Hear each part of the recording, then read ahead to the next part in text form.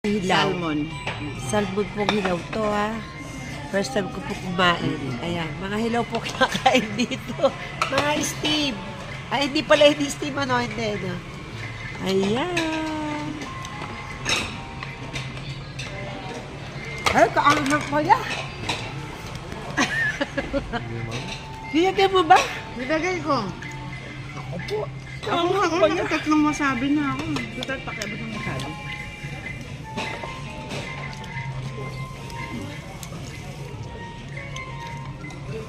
Yan ang ugaling hapon, drawing. Pag walang wasabi, hindi Yan masarap. ang mga Japanese eh. Ang wasabi Ayan. ko. Apat na siya. Ano ka pala sa ano sa tawag yan? Sa maanghang. Sa wasabi lang. Ba't wala tayong ano? Yung kutsara anak? Balot yan.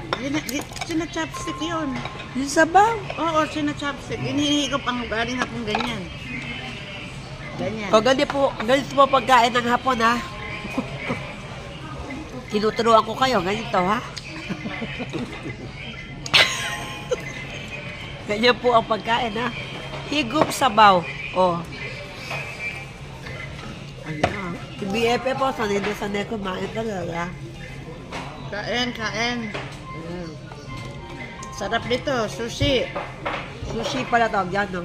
Sushi. Ayan. Sushi. Maswabi pa yan. Maswabi na. Wasabi. Oh, sabi. Ay, Ayan. sushi. Ayan. Oh, eto naman yung sa akin, hilaw na isda.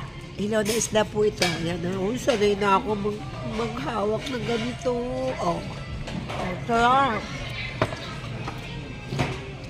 Ano ba ito? Ano yan? Ano rin yan? Maganda lang, pantanggal ng kolesterol. Galot yan. Ah. Oh, kanin. Oh, kanin po ito, ah. Ay, may tulya po dito, tulya, oh. Oh. May tulya po tayo, ha? Ito, oh. May tulya tayo. So, ganyan lang po ang pagkuha ng tulya. Yan.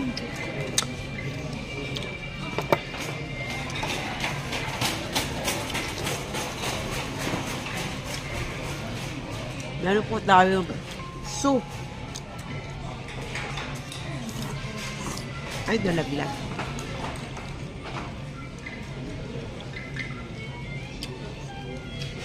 Mga gusto ka sarboy ito sa kasi.